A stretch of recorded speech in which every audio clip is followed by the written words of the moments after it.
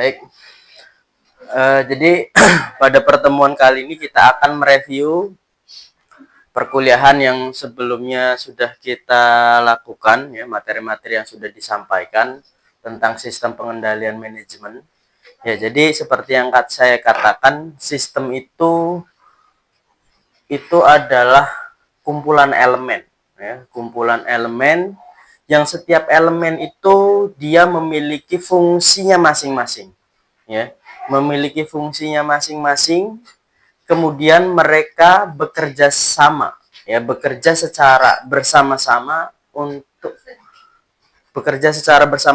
kemudian dilakukan secara berulang-ulang untuk mencapai suatu tujuan tertentu, ya.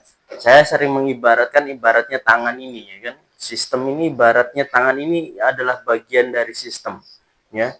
Di tangan ini, ya, kita bisa menggerak-gerakkan ini ada elemen kulit, ada elemen daging, otot, ya kan, darah, tulang, dan lain sebagainya. Yang masing-masing elemen ini dia memiliki fungsi, ya, fungsi, ya. Kemudian mereka tidak bekerja sendiri-sendiri, tetapi bekerja secara bersama-sama dan berulang untuk mencapai suatu tujuan. Ya, tujuannya apa? Misalkan saya pengen ngambil bolpen ini, ya. Nah, itulah sistem. Nah, sedangkan pengendalian adalah upaya untuk mengarahkan, upaya untuk membatasi, ya, mengarahkan dan membatasi, ya. Ya, apa yang diarahkan, apa yang dibatasi? Aktivitas manajemen yang meliputi perencanaan, pengorganisasian, pelaksanaan, ya kan, pengendalian dan evaluasi, ya, di dalamnya situ. Itu adalah proses manajemen, ya. Proses manajemen dilakukan oleh suatu organisasi, di mana organisasi itu dia punya tujuan, ya. Organisasi dia punya tujuan yang akan diraih, yang akan dicapai oleh organisasi tersebut, ya. Yang biasanya tujuan ini adalah mencerminkan dari pimpinan pusatnya, ya, pemimpinnya, siapa pemimpinnya, ya. Dan pemimpin ini yang namanya organisasi, dia mengelola individu-individu dalam organisasi tersebut, ya, mengelola individu-individu dalam organisasi tersebut. Yang individu tersebut mereka memiliki kepentingannya masing-masing, memiliki tujuannya masing-masing. Tetapi organisasi tersebut bertujuan untuk mencapai tujuan ini, tujuan organisasi ini, ya kan? Nah, untuk mencapai tujuan organisasi ini, ya kan, organisasi memiliki perencanaan, ya, planning, ya kan, memiliki perencanaan yang akan dilakukan oleh organisasi tersebut, memiliki strategi, langkah-langkah strategi, telah disusun formulasinya bagaimana untuk mencapai tujuan tersebut, ya kan? Ada strategi A, strategi B, strategi C, dan seterusnya, ya kan? Formulasi strategi tentunya dibuat oleh orang yang membuat tujuan organisasi tersebut, ya kan? Oh, saya pengen ke Jakarta, ya kan? Maka rencana saya untuk mencapai ke Jakarta tersebut, nanti saya pakainya pilih kendaraannya adalah mobil, ya kan? Mobil itu nanti akan saya arahkan ke jalur yang cepat melalui jalan tol. Nah, itu, ya, disitulah, ya kan, proses penyusunan strateginya, ya kan? Nanti saya arahkan strateginya adalah lewat jalan tol. Tidak boleh lewat jalur utara, tidak boleh lewat jalur selatan, atau tidak boleh lewat jalur-jalur tikus, ya kan? Sudah ditentukan arahnya, direncanakan di sini, planning, ya kan? Nah, setelah direncanakan, tentunya, ya kan, tidak bisa dilakukan sendiri oleh pimpinan tersebut, ya kan? Harus dialokasikan, dibagi, diorganizing, ya kan? Saya punya SDM, ya kan? Tentunya perusahaan, ya kan? Pemimpin ini yang membuat perusahaan ini, dia menentukan dulu kemana industri yang akan dia masuki, ya kan? Oh, saya akan memasuki industri tekstil, ya kan? Berarti dia harus terlebih dahulu memiliki pengetahuan di sana, ya, memiliki teknologi, ya, pengetahuan tentang tekstil, teknologi tentang tekstil, ya kan, termasuk SDM tekstilnya dan lain sebagainya, ya kan? Ya. Nah, perencanaan ini, strategi-strategi ini kemudian dialokasikan, diorganisasikan. Dibuatlah struktur organisasi, siapa CEO-nya, ya kan? Struktur organisasinya apakah akan berbentuk fungsional ataukah unit bisnis? Siapa yang akan memegang manajer unit bisnis A, unit bisnis C, unit bisnis C? Siapa yang akan bekerja sebagai manajer manufaktur, manajer pemasaran? Ya, itu diorganizing. Ya, setelah dibuat strukturnya, pusat-pusat tanggung jawabnya, ya kan, dialokasikan. Kamu melaksanakan strategi A, strategi B, strategi C, ya, dialokasikan wewenangnya, diorganizing, ya, diorganisasikan.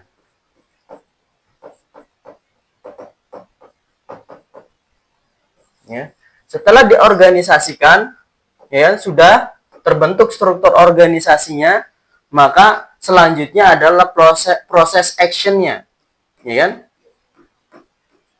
Proses actionnya, pelaksanaannya. Nah, proses pelaksanaannya disinilah muncul yang namanya pengendalian, ya. Dibutuhkan sistem pengendalian manajemen, ya. Disinilah, ya, di action inilah, ya kan, di implementasi inilah dibutuhkan yang namanya sistem pengendalian manajemen. Memastikan setiap individu yang ada dalam organisasi itu dia menjalankan aksi sesuai dengan planningnya, sesuai dengan strateginya perusahaan yang buat, ya. Memastikan setiap individu menjalankan perencanaan yang telah dibuat oleh perusahaan, tidak menjalankan kepentingannya sendiri-sendiri, ya. Nah, di sini sistem pengendalian manajemen. Makanya di sistem pengendalian manajemen ada elemen detektor, ya kan? Kemudian setelah dideteksi, kemudian dilakukan apa? Asesor, ya kan? Setelah dilakukan asesor ada efektor, dan yang ketiga adalah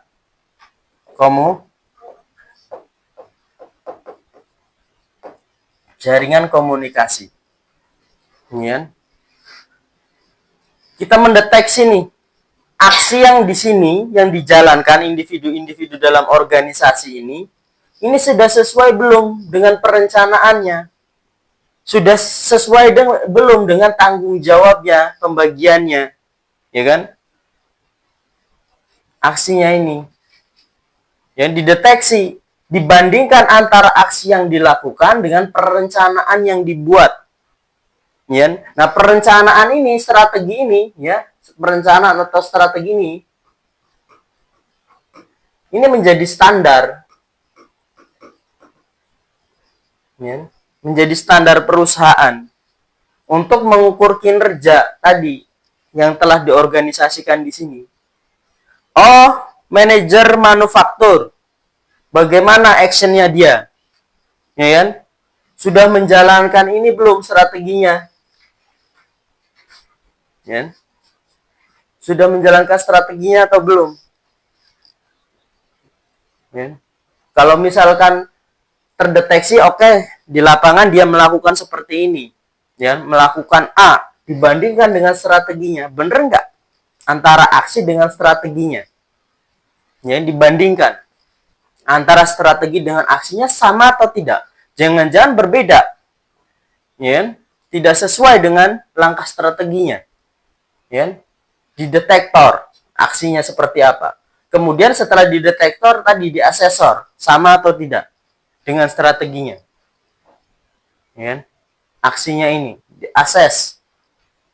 Oh, ini sesuai, ini tidak sesuai, ini sedikit melenceng, ya kan? Kita mengetahui, bisa menilai, bisa mengakses seperti ini karena ada standar, ada strategi yang telah dibuat, ya kan? Oh, kamu sudah bagus menjalankan strategi perusahaan, ya kan? Oh, kamu ini masih agak sedikit melenceng ini dari strategi. Mungkin kamu belum memahami, ya kan, yang dimaksud perusahaan itu pengennya seperti apa, ya kan? Di asesor itu, ya kan? Kira-kira apa ini? Sudah sesuai belum, ya kan? Atau tidak sesuai? Apa yang menyebabkan ketidaksesuaiannya di asesor? Nah, setelah itu, setelah dinilai, setelah diketahui, ya, kemudian diberikan efektor, ya, diberikan pengaruh, diberikan efek, ya, supaya apa? Supaya kembali menjalankan strategi perusahaan, kembali ke jalurnya. Oh, saya sudah menentukan, ya kan? Naiknya pakai mobil, ya kan? Lewat jalan tol, ya kan? Jangan naik pakai motor, ya kan? Saya sudah menetapkan strateginya, nanti lewatnya jalan tol. Kamu kok keluar dari jalan tol, berarti itu sudah melebihi batas yang ditentukan perusahaan, ya kan? Nah, jadi seperti itu. Diberikan efek. Ayo, kamu kembali ke tracknya. Kamu kembali ke jalurnya, diarahkan lagi. Ya kan? Nah, ketiga elemen ini itu dihubungkan oleh jaringan komunikasi. Ya, jaringan komunikasi itu ibaratnya kalau di tubuh kita seperti sistem saraf. Ya kan? Sistem saraf ini yang memberi sinyal-sinyal. Oh, jempol ngapain, telunjuk ngapain, ya kan? Nah, jadi seperti itu. Memberikan sinyal. Nah, ini jaringan komunikasi. Dihubungkan oleh jaringan komunikasi. Ya, seperti sistem saraf kita ini. Kalau jaringan komunikasinya tidak baik, ya nanti bermasalah, ya kan? Karena ini yang menghubungkan, ya kan? Kulit punya fungsinya sendiri, tulang punya fungsinya sendiri, otot punya fungsinya sendiri. Tapi kalau tidak, sistem jaringan komunikasinya tidak sinkron, ya kan? Sistem sarafnya tidak bekerja secara baik, ya kan? Maka ya nanti bisa menjalankan fungsinya masing-masing, ya kan? Kita susah nanti. Tulangnya pengennya menggerakkan jempol, ya kan? Sedangkan ototnya menggerakkan telunjuk, ya kan? Kulitnya beda lagi nanti, ya kan? Sehingga tidak seirama, ya kan? Nah, ini dihubungkan oleh sistem ini.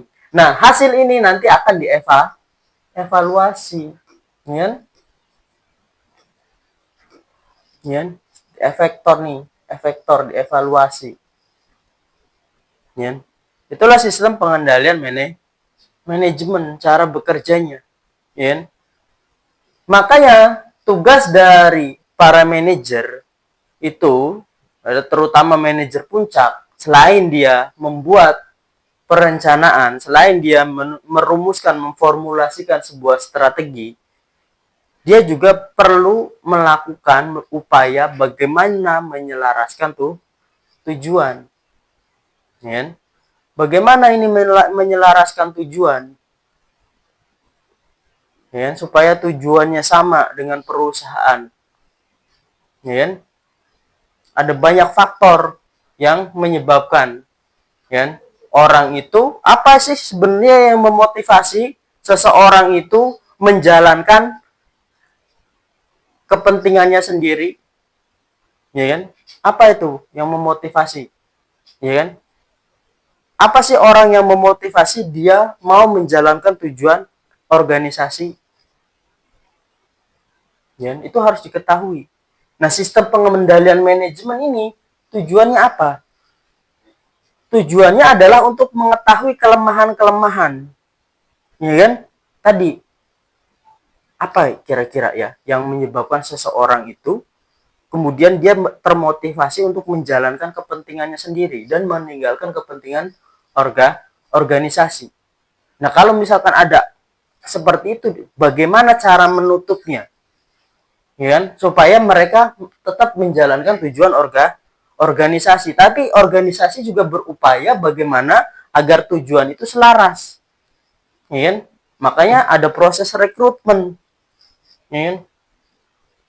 Di awal itu, ya kan? Ketika kita membangun usaha, kita pengen merekrut karyawan, merekrut pegawai, ya kan? Kita lihat dulu, ya kan, bagaimana kurikulum vitae-nya, bagaimana background pendidikannya, bagaimana pengalamannya, ditanya, ya kan? Ditanya, kamu kesini bekerja di sini maunya apa, ya kan? Apa yang memotivasi kamu bekerja di sini? Apa yang kamu harapkan dengan kamu bekerja di sini? Berapa gaji yang kamu inginkan dengan bekerja di sini, ya kan? Ditanyai seperti itu, ya kan? Kemudian apa kelemahan kamu, kelebihan kamu, ditanyain kelemahannya apa, kelebihannya apa, ya kan? Karena tujuannya ini sudah di-create kan oleh pimpinan pusat tadi, ya kan? Manajer itu yang menentukan bagaimana organisasi itu dibentuk, ya kan? Nilai-nilai apa yang akan diperjuangkan di sini, ya kan?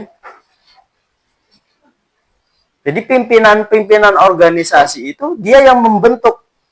Oh, organisasi saya tujuannya seperti ini, nilai-nilai akan dibentuk seperti ini. Saya akan mencari orang-orang yang akan memperjuangkan hal tersebut. Ya. Jadi seperti itu. Ya. Jadi di sini, ya, tujuan, nilai-nilai ini ditanamkan, budaya itu ditanamkan di sini. Ya. Dan manajemen itu beraneka ragam, ya kan? Manajemen itu bukan ilmu yang bisa dibakukan, enggak. Manajemen itu bukan ilmu yang bisa dibakukan, ya kan? Kalau pengendaliannya ini, manajemen sistem pengendalian tuh manajemen itu tergantung pada manajernya dan itu tidak bisa dibakukan. Beda dengan pengendalian tugas, ya. Kalau pengendalian tugas itu ada alasan logisnya yang bisa dijelaskan. Tapi kalau sistem pengendalian manajemen dan manajemen itu sendiri itu bukan ilmu yang baku. Ya, itu dibentuk oleh siapa sosok pemimpinnya. Ya, karakternya seperti apa? Ada orang itu yang pemimpinnya itu dia pengennya terlibat langsung, ya kan? Di organisasi. Dia pengen ikut bekerja di situ, pengen tahu lapangan, ngambil keputusan di lapangan, ya kan? Tapi ada juga manajer yang sifatnya ya sudah, saya nerima laporan, saya tinggal duduk manis, saya nerima laporan, ya kan?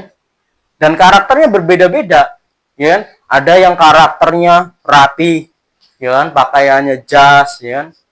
Ada yang pakaiannya casual dan beraneka ragam, macam-macam. Ada yang pakaiannya meskipun istilahnya dia pimpinan, pakaiannya mungkin ya compang-camping lah seperti itu. Itu karakter, ya kan? Setiap orang, ya kan, itu memiliki pasarnya sendiri-sendiri, ya kan? Pernah lihat, ya kan, video tukang penjual seafood, ya kan, yang dia masak sambil lempar-lempar, ya, sambil misuh-misuh, ya kan? Ada seperti itu, ya kan? Ada nggak konsumennya? Banyak, ya kan? Banyak. Ada juga mungkin yang memberikan pelayanan dengan cara yang ramah, ya kan? Dengan cara yang resmi, dengan cara yang santai, beraneka ragam. Itu manajemen. Semuanya itu punya pasar. Ya tinggal bagaimana orang tersebut mau membentuk tujuan, nilai-nilai di situ. Ya kan? Nilainya itu yang akan dibentuk seperti apa. Ya kan? Semuanya itu ada pasarnya. Ya kan? Tinggal bagaimana kita menempatkan pasarnya tersebut, ya kan? Kalau kita pengen membuat tadi, ya kan, seafood dengan cara masak yang dibanting-banting, dengan cara masak yang sambil misu-misu dan lain sebagainya, ya kan? Tinggal kita menentukan pasarnya di mana, ya kan? Pangsa pasarnya. Apa mungkin misalkan saya membuat itu, ya kan? Kemudian saya bukanya di, katakanlah di Cemani. Kira-kira ada nggak pelanggannya yang di situ? Mungkin nggak cocok, ya kan, dengan cara seperti itu, ya kan? Atau misalkan Son Horeg itu, ya kan, yang sekarang rame di Jawa Timur dibawa ke Solo, kira-kira ada pasarnya nggak? Ya kan? Nggak ada. Ada mungkin sedikit, ya kan? Peminatnya sedikit, ya akan lebih banyak orang yang memprotes. Tapi kalau dibawa ke Jawa Timur, ya itu laku, ya kan? Tapi kalau dibawa ke Solo, mungkin udah dilemparin, ya kan? Ya enggak? Artinya apa? Semuanya itu ada pasarnya, ya kan? Saya punya karakter seperti ini, saya mau membawa pasar kemana, ya kan? Dan orangnya ke situ, ya memang pasarnya di situ, ya kan? Nggak mungkin orang yang ngomongnya ramah itu datang ke sana, kan? Terus ada lagi yang apa, rumah makan yang apa itu, yang juga viral, ya kan, yang dari luar negeri juga, itunya, ya. Sama, ya kan, pedagangnya datang nggak dilayani dengan ramah, tapi dengan cara misu, tapi tetap saja rame, ya kan? Artinya apa? Ada pasarnya, ya kan? Dan kita pengen merekrut karyawan, ya, waiternya itu juga nggak mungkin, ya kan? Orangnya yang sopan santun, nggak mungkin, ya kan? Jadi dia itu akan membentuk karakternya. Oh, saya pengen buka usaha yang seperti ini, berarti saya harus merekrut karyawan yang seperti apa? Ya, berarti saya harus merekrut karyawan yang seperti apa? Ya, nggak mungkin istilahnya kita membuat apa tuh itu yang namanya, yang perusahaan apa, restoran itu namanya, ya, itu yang viral itu, ya, yang layani konsumennya bukan selamat datang, tapi dengan cara misu-misu itu, ya. Nah, itu kan viral, ya kan, dan banyak pengunjungnya, ya kan. Kan nggak mungkin, ya kan, kita istilahnya sebagai manajernya, katakanlah pengen membuat pasar seperti, pangsa pasar yang seperti itu, membuat nilai budaya yang seperti itu, kemudian kita merekrut anak-anak yang katakanlah lulusan pondok, katakanlah, nah, nggak mungkin, ya kan. Nah, jadi itu ada pasarnya, ya kan? Tinggal ini kita mau membawa kemana nih, ya kan? Diselaraskan tujuannya, siapa SDM yang akan kita rekrut, diselaraskan, ya. Ada beberapa faktor, ya. Ada faktor internal, ada faktor eksternal, ada faktor formal, ada faktor informal, ya. Nah, ini sistem pengendalian manajemen itu tuh kita harus tahu nih celahnya, ya kan? Apa ini celahnya yang menyebabkan seseorang itu tidak menjalankan tujuan organisasi. Bisa jadi tidak sama tujuannya tadi. Saya lulusan pondok kok kerjanya di perusahaan yang harus melayani dengan cara misu-misu, ya kan? Bisa jadi karena tidak sama tujuannya, ya kan? Budayanya tidak sama, etos kerjanya tidak sama, ya kan? Nah, maka harus diperhatikan di setiap wilayah itu berlaku norma, berlaku nilai, berlaku etos kerja, berbeda-beda, ya kan? Nah, berbeda-beda. Jadi nih, perhatikan ya. Jadi berbeda-beda setiap wilayah, ya kan? Mereka memiliki norma-norma, memiliki etos kerja, ya kan? Memiliki nilai yang mereka pegang, ya kan? Itu beda-beda antara orang Jawa dengan orang Medan, orang Sumatera, itu juga berbeda, ya kan?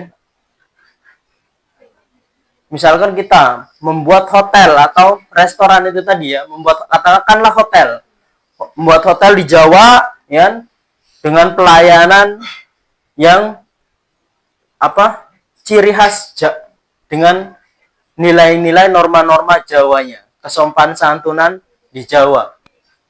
Oh ternyata sukses ini, bagus, ya kan, peminatnya banyak, ya kan, ya kan? Sistem pengendalian manajemennya bagus, keselarasan tujuannya bagus, pelayanannya bagus, ya kan? Kemudian kita pengen membuka atau mengembangkan usaha kita di Sumatera, katakanlah di Medan, ya kan? Dengan membawa konsep yang sama, ya kan? Mungkin nggak perusahaan, ya kan, saya nih punya hotel ini, kemudian bangun di Medan, mungkin nggak kemudian saya mengambil karyawan saya dari Jawa saja? Enggak kan? Kita juga harus memperhatikan masyarakat sekitarnya. Tetapi kita juga harus mempertahankan gaya manajemennya, ya kan? Gaya manajemen yang dibawa, yang menjadi ciri khas, ya kan? Organisasi, yang menjadi ciri khas perusahaan, ya kan? Nah, bagaimana? Tentunya karakternya kan berbeda. Kalau misalkan saya mempekerjakan orang Medan, ya kan? Tetapi saya harus membawa gaya manajemen yang ada di Jawa ini ke sana. Tentu ini wilayahnya sudah berbeda, normanya pun sudah berbeda. Nah, makanya bagaimana sistem pengendalian manajemen itu mengatasi hal tersebut? Ya, mengatasi hal tersebut. Nggak mungkin kan kita istilahnya bangun usahanya di sana, kemudian kita ya sudah ngerekrut saja orang-orang Jawa dibawa ke sana. Mungkin sebagian orang yang ada di situ, kamu bikin usaha di sini bukannya menyerap tenaga kerja di sini, malah bawa dari luar. Iya? Mau tidak mau kan ya mungkin beberapa orang ya kan yang istilahnya bisa diambil ya kan dari Jawa. Tapi beberapa orang harus ngambil dari sana. Cuman kan harus melalui proses tadi, seleksi itu tadi. Ya kan? Karena budaya di sana berbeda. Ya kan? Kalau orang Jawa kan unggah, ungguh kayak gitu kan. Kalau kita mempekerjakan orang Medan, ya mungkin ada ya kan, dari sekian banyak orang Medan itu yang memiliki karakter seperti itu. Nah, makanya di situ proses seleksi itu dibutuhkan untuk apa? Untuk menyelaraskan tujuan. Ya, untuk menyelaraskan tujuan, untuk menjaga gaya manajemen perusahaan. Ya. Jadi ketika kita membuka suatu usaha di satu wilayah dengan wilayah yang lainnya itu akan berbeda. Ya. Ada faktor formal, ada faktor informal, ada faktor budaya yang di situ berlaku. Ya. Misalkan seperti ini, ya, yang sering saya contohkan itu, ya, saya punya usaha mobil katakanlah, atau teman-teman punya usaha itu perusahaan mobil, ya, pengen memproduksi mobil di Indonesia dan di Amerika, sama nggak? Kulturnya sama nggak? Berbeda, ya, kulturnya berbeda. Secara produk, bagaimana? Harus menentukannya. Kalau kulturnya antara Amerika dengan Indonesia, apa saja yang berbeda? Bisa nggak menganalisisnya? Produk mobil yang akan seperti apa yang akan ditawarkan di Amerika, dan produk mobil seperti apa yang akan ditawarkan di Indonesia.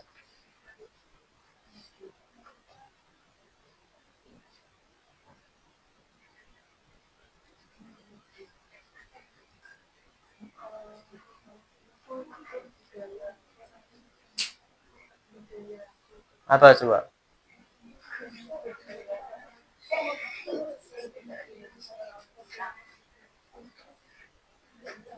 Gimana? Dari menentukan produk. Produk apa? Kalau kamu punya usaha mobil nih, buka pabrik di Indonesia dengan pabrik di Amerika, ya kan? Kira-kira produk seperti apa yang akan ditawarkan di Amerika dan produk seperti apa yang akan ditawarkan di Indonesia? Coba dari segi budaya, sama nggak? Tidak. Bedanya gimana? Kalau di Amerika, hah? Jalannya? Jalannya sebelah kanan, ya kan? Setirnya beda, ya kan? Itu satu. Kemudian apa lagi? Mobil Amerika lebih gede. Kenapa?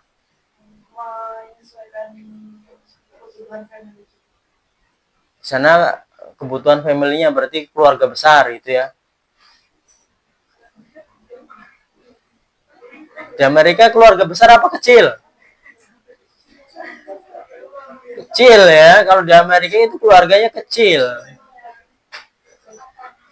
Kalau di Indonesia besar, ya kan, suka punya anak banyak.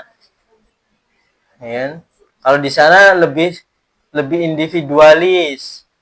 Ya kan? Kalau di sini senang bersosialisasi, suka dengan keluarga yang besar.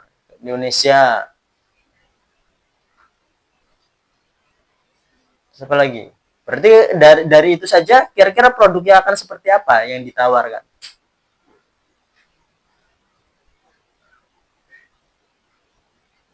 Kalau di Amerika senangnya dengan keluarga kecil, ya kan? Produk seperti apa yang akan ditawarkan? Di Amerika lebih banyak mobil sedan apa mobil keluarga? Sedan. Karena apa? Karena sifatnya individual. Ya kan? Kalau di Indonesia sukanya dengan produk-produk yang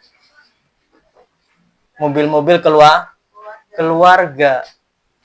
Jadi kalau teman-teman istilahnya menawarkan mobil-mobil besar di Amerika, ya kan?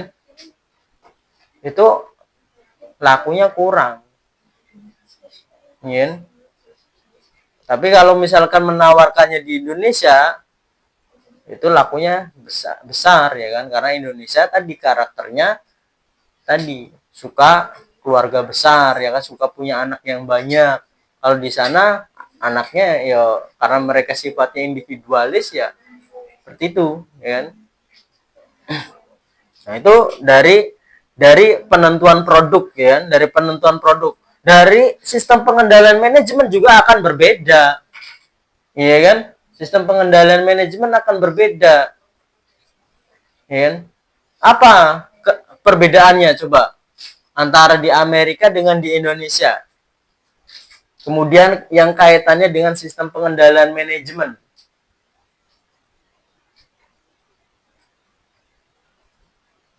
Coba.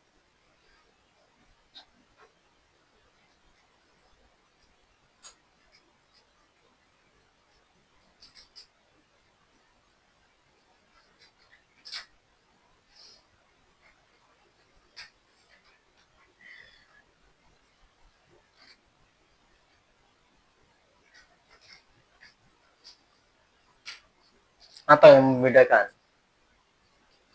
Kalau kalian bikin usaha, ya kan, di Amerika, perusahaan di Amerika dengan perusahaan di Indonesia, itu kan budayanya beda, kulturnya sudah berbeda, norma-normanya, etos kerjanya sudah berbeda. Ya kan? Nah, sistem pengendalian manajemen tujuannya adalah untuk menutup hal-hal yang sifatnya negatif. Ya kan? Hal-hal yang sifatnya negatif yang akan menyebabkan kerugian bagi perusahaan, yang menyebabkan tujuan perusahaan tidak tercapai. Karena sistem pengendalian manajemen itu fungsinya adalah untuk mengendalikan individu yang ada dalam organisasi tersebut supaya dia menjalankan tujuan.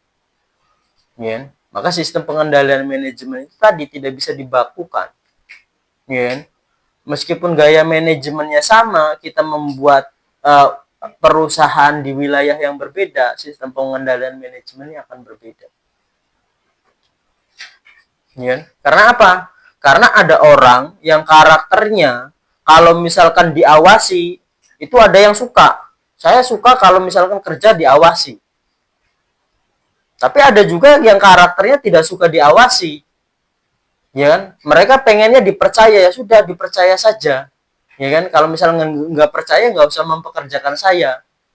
Ya kan? Mereka nggak suka diawasi. Kan beda ya kan karakternya.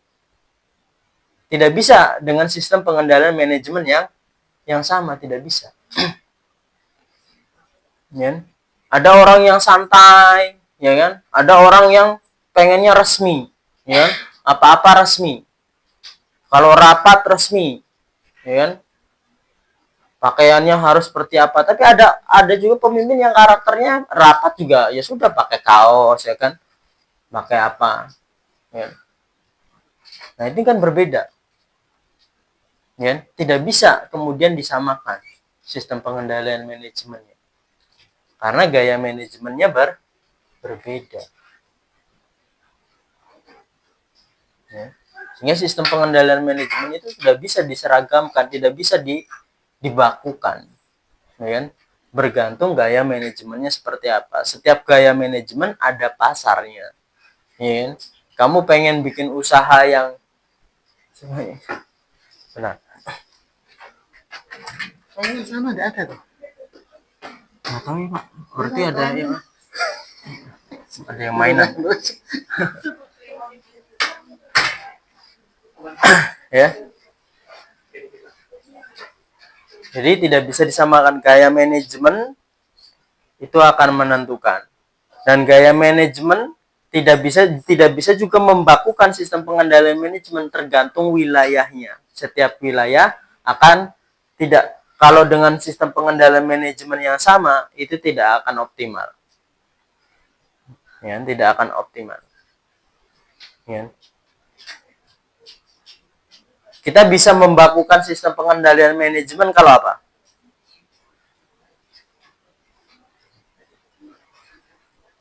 Bisa nih sistem pengendalian manajemen dibakukan.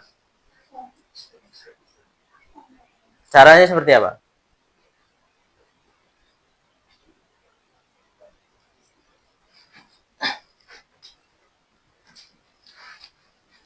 Caranya dengan yang mengganti individunya dengan robot, ya kan, dengan mesin.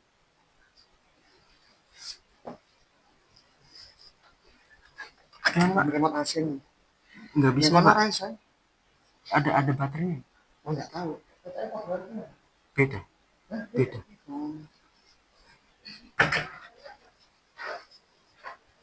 Ya. Jadi tadi apa tadi sampai lupa saya. Ya. Dengan cara mengganti dengan robot. Ya. Sistem pengendalian manajemennya bisa dibakukan. Karena apa? Sistem pengendalian manajemennya ya sudah melekat di situ. Ya kan? Sudah melekat di robotnya itu, sudah melekat di mesinnya itu. Sudah melekat di artificial intelligence. Tapi kalau kita mengendalikan individu, mengendalikan orang, itu tidak bisa dibakukan. Karena setiap orang memiliki karakter yang berbeda. Ya kan? Memiliki karakter yang berbeda. Dan orang di mana dia tempat wilayahnya juga sudah berbeda, ya, sehingga tidak bisa dibakukan.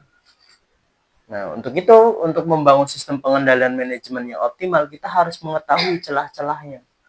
Tadi, celah apa yang menyebabkan seseorang itu, ya kan, dia termotivasi menjalankan kepentingannya sendiri, tidak menjalankan kepentingan perusahaan, kepentingan tujuan perusahaan. Nah, celah itu yang ditutup. Ya kan?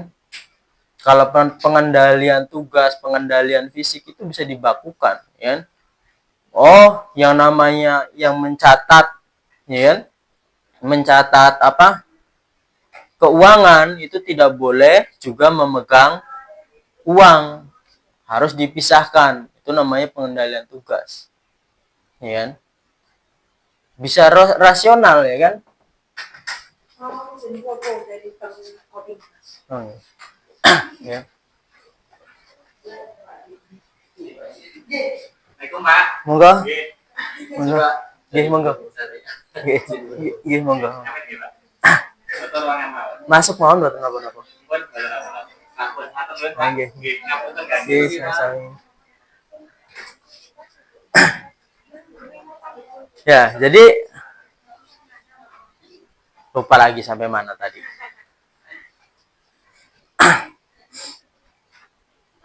Apa tadi?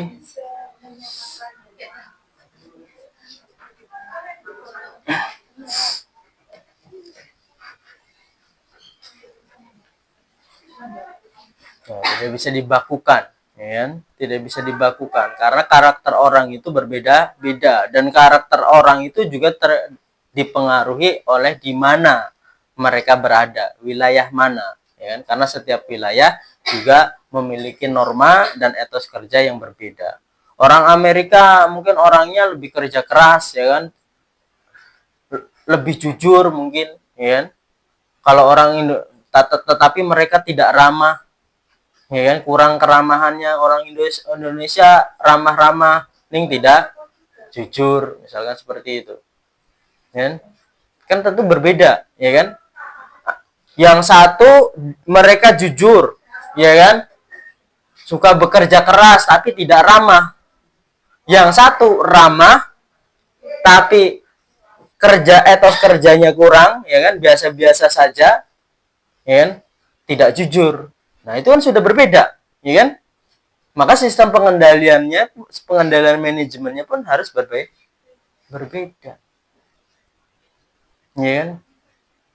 Antara di Jawa dengan di Medan berbeda karakternya. Ya kan? Kalau orang Jawa pekewo sukanya, ya kan, pengen ngomong itu pekewo. Kalau orang Sumatera ya mungkin ngomong itu ceplas-ceplos, ya kan?